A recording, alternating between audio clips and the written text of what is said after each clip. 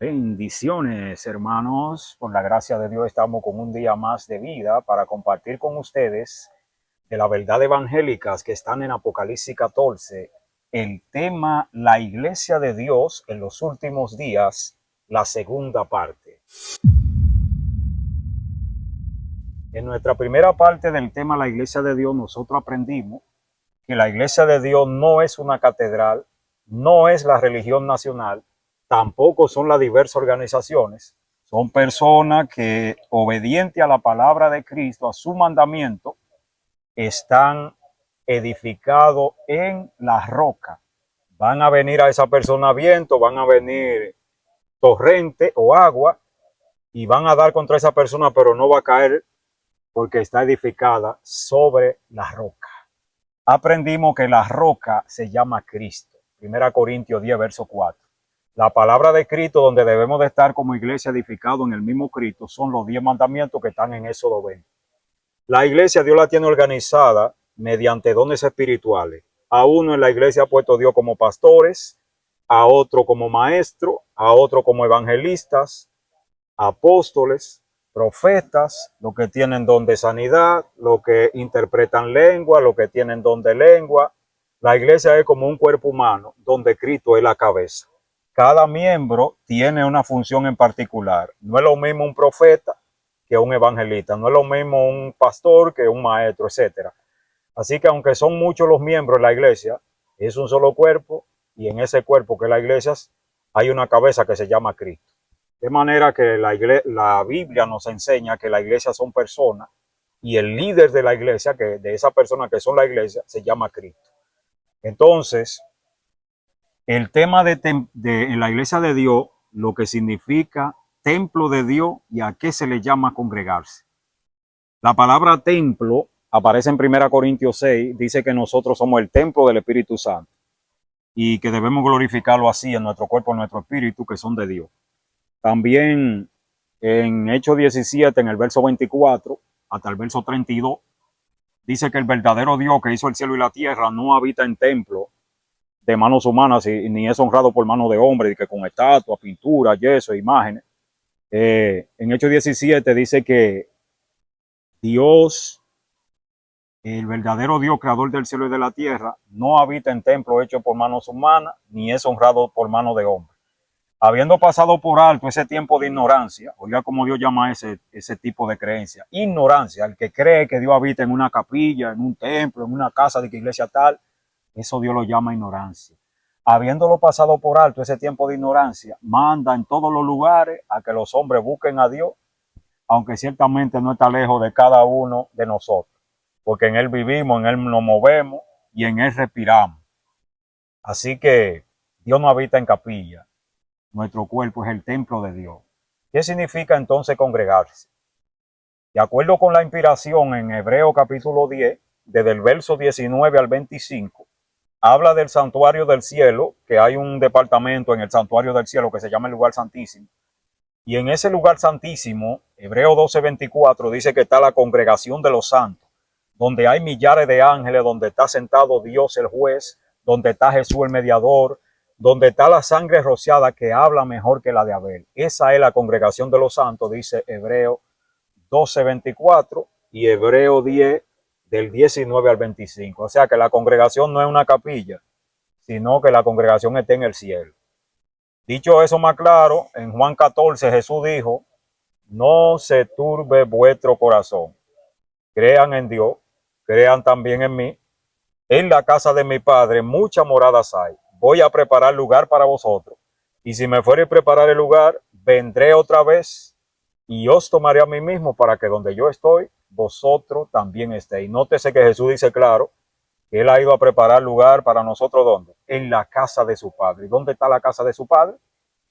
Según Hebreo capítulo 12, verso 24, se llama la Jerusalén la celestial, el santuario de Dios que está en el cielo, donde hay millares de ángeles, donde está sentado Dios el juez, donde está Jesús el abogado, donde hay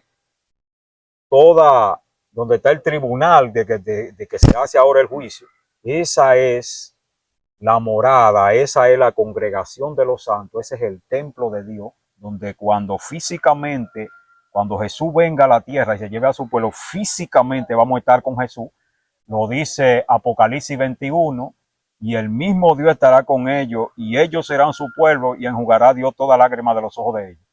El apóstol Juan dice en Apocalipsis 21, del verso 4 en adelante, y yo Juan vi la santa ciudad, la nueva Jerusalén, que descendía del cielo, como una esposa ataviada para su marido, y oí una voz del cielo que decía, he ahí el templo de Dios con los hombres, y él morará con ellos, y ellos serán su pueblo. Enjugará Dios toda lágrima de los ojos de ellos, y verán su rostro. Noten ustedes que vamos a estar físicamente congregados con Jesús después de su segunda venida.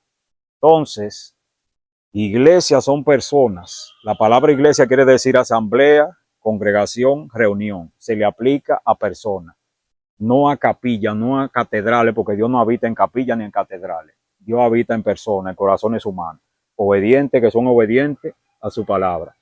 Otro detalle, en la iglesia, en el tema que se llama la iglesia de Dios en los últimos días, el diezmo y las ofrendas. Ya nosotros vimos en la primera parte que la iglesia tiene una misión, que es la predicación del mensaje que está en Apocalipsis 14. El mensaje de los tres ángeles, que se llama el Evangelio Eterno, que tiene que ser predicado a toda nación, tribu, lengua y pueblo, en el cual dice, teman a Dios, denle gloria, a la hora de su juicio ha llegado, adoran al que hizo el cielo y la tierra, Babilonia ha caído, si alguno adora a la bestia. Léase Apocalipsis 14 completo. Ahí habla de la iglesia de Dios y el mensaje que predica la iglesia de Dios a todas las naciones. ¿Para qué se usa el diezmo en la iglesia según dice la palabra de Dios? ¿O debe de ser usado? En Deuteronomio 14, los versos 22 al 29, dice que el diezmo debía de ser dado indefectiblemente del grano que produciera la tierra, es decir, de la agricultura, del aceite, del vino, del ganado y de las ovejas.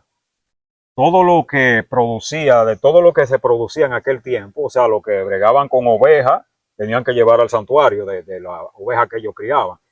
Lo que sembraban uva, que traían el vino, de ese vino o de ese jugo tenían que llevar al santuario como diezmo. Lo que tenían vacas, de esas vacas, cuando parían 100 vacas, tenían que llevar 10 vacas al santuario, consagrar 10 vaquitas, 10 becerros.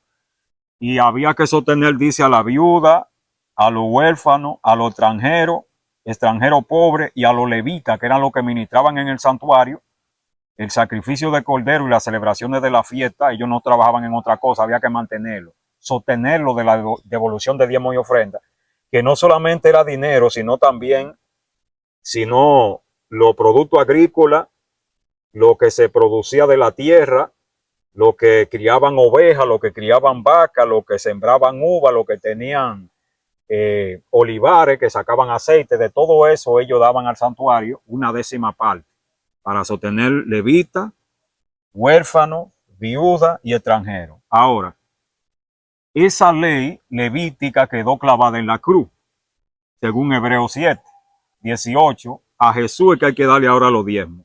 El diezmo levítico caducó. Ahora hay un diezmo que es según el orden de Melquisedec o según el orden del sacerdocio de Cristo. ¿Cómo le damos el diezmo a Cristo ahora? En Hechos capítulo 4, verso 32 en adelante, dice que la iglesia primitiva, o sea, la iglesia que Jesús fundó cuando él estuvo aquí en la tierra, después de su ministerio, en esa iglesia dice que no había ningún necesitado entre ellos. A cada uno le daban de acuerdo a su necesidad.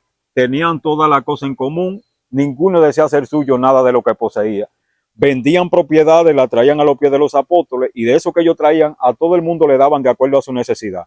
En las iglesias de hoy, si usted se pone a investigar, usted va a ver que hay mucha necesidad, o sea que de alguna manera este tipo de práctica no se está llevando a cabo, y por eso Jesús en Juan capítulo 10 dice, yo soy el buen pastor, y el buen pastor la vida da por las ovejas. Mis ovejas oyen mi voz. Todos los que vinieron antes de mí son ladrones y salteadores. También tengo otras ovejas que no son de este redil. A ellas también me conviene traer, y habrá un solo pastor y un solo rebaño. Por eso Jesús llama ladrones en estos últimos días a los que no aplican la devolución de diezmo y ofrenda voluntaria como está en el nuevo pacto, según Hechos capítulo 4, verso 32 al 36. Ahora, ¿de qué vivía la iglesia? ¿De qué vivía Jesús en los días de su ministerio? ¿De qué vivía Pablo y los apóstoles? ¿Cuál era la manera económica en la que ellos se sustentaban? Porque muchas personas dicen, no, porque a los que trabajan en el altar, sí, la palabra de Dios dice, 1 Corintios 9, los derechos de un apóstol. Pablo, el más grande de los apóstoles, escribió 14 epístolas en el Antiguo Testamento, perdón, en el Nuevo Testamento. Más de la mitad del Nuevo Testamento la escribió inspirado el apóstol Pablo. ¿Sabe qué dijo? Que el Señor ordenó que a los que anuncian el Evangelio, entiéndase que el Evangelio es Apocalipsis 14, no se le olvide nunca eso. A los que anuncian el Evangelio, entre comillas, el de Apocalipsis 14, tienen derecho, ordenado por Dios, a vivir, a comer del Evangelio. Pero si usted me dice que es ministro, o cualquiera aparece diciendo que es ministro, y no predica la verdad de contenida en Apocalipsis 14, el verdadero Evangelio, y demanda la devolución de diezmo, está robando porque está pidiendo el dinero por un trabajo que no está haciendo. Porque es a los que anuncian el verdadero Evangelio. Recuérdese que en temas anteriores hemos visto que el Evangelio es un solo, Gálatas 1:9, y el que predica otro está bajo maldición. Así que los que anuncian el verdadero Evangelio, según 1 Corintios 9, tienen derecho a vivir del Evangelio. Pero hay una parte que Pablo dice en ese mismo pasaje, él dice, pero para yo no abusar de ese derecho, o sea, para no robar, para no, te sabe, lo anuncio el Evangelio gratuitamente. Casi nadie lee esa parte, casi nadie le hace énfasis a esa parte que Pablo dice que lo anunciaba gratuitamente el Evangelio, sino que cada uno de los que buscan enriquecerse ilícitamente utilizan nada más la parte anterior que dice a los que anuncian el Evangelio que vivan del Evangelio. Pero el apóstol Pablo, aunque anunciaba el verdadero Evangelio, para no abusar del derecho, es decir, para no caer en un uso indebido, irse a un exceso, comprar jipeta, casa de lujo, como está pasando ahora, viajando en primera clase, hospedándose en hoteles 5 estrellas. Ese es un caso que está pasando en el mundo religioso. Y alguna gente comprando villas, hasta con jet privado. O sea, es un escándalo sumamente grave lo que hay en el mundo religioso con relación a esto. Pablo dice que para no caer en ese abuso, lo anunciaba gratuitamente. Finalmente dice el primer pastor que Jesús constituyó, primera de Pedro 5. Recuérdese que el primer pastor que Jesús constituyó en su iglesia fue el apóstol Pedro. Pedro fue que lo negó 3 veces y 3 veces Jesús le pregunta delante de los discípulos, Pedro, ¿me ama? Pedro dice que sí. Entonces, cuando Pedro lo confirma, Jesús le dice, pues apacienta mis ovejas. Cuando Pedro da el testimonio como primer pastor, él dice en primera de Pedro 5, que debemos apacentar la grey, es decir, la iglesia que está entre nosotros, siendo ejemplo de la grey, no como teniendo señorío, que ese es otro problema que hay en el mundo religioso. Hay unos pastores que creen que son coroneles y que los feligreses son sus subalternos y dónde usted estaba y usted está bajo disciplina. O sea, tratan a los feligreses como que una milicia, como que un departamento de policía, de policíaco. No como teniendo señorío, dice primera de Pedro 5, sino siendo ejemplo de la grey, siendo humilde como Jesús dijo en Mateo 11:28, y aprended de mí que soy manso y humilde de corazón. Primera de Pedro 5 también dice, no por ganancias deshonestas, entiéndase el exceso que hay con los recursos, el robo y todo ese tipo de cosas, no oprimiendo, no exigiéndole obligatoriamente a los feligreses que tratando de deprimirle los recursos, no por ganancia deshonesta. Y cuando aparezca el príncipe de los pastores, él dará la recompensa. Así habla el primer pastor que Jesús constituyó, según la primera carta de Pedro, capítulo 5, versículo 1 al 5. Para finalizar, dice el salmista David, Salmo capítulo 100, versículo 1 al 3, o versículo 3, reconoced que Jehová es Dios. Él nos hizo, no nosotros a nosotros mismos, pueblo suyo somos y ovejas de su prado. Nos deja por entendido que él es el buen pastor. Ahí está también el Salmo 23. Así que gracias por su atención. No olviden apoyar nuestro trabajo. Agradecemos que usted, si está haciendo de ayuda a nuestro contenido, usted se suscriba, le dé like, comparta, comenta, suscríbase, active la campanita. De esa manera usted nos apoya para nosotros seguir haciendo este trabajo. Bendiciones.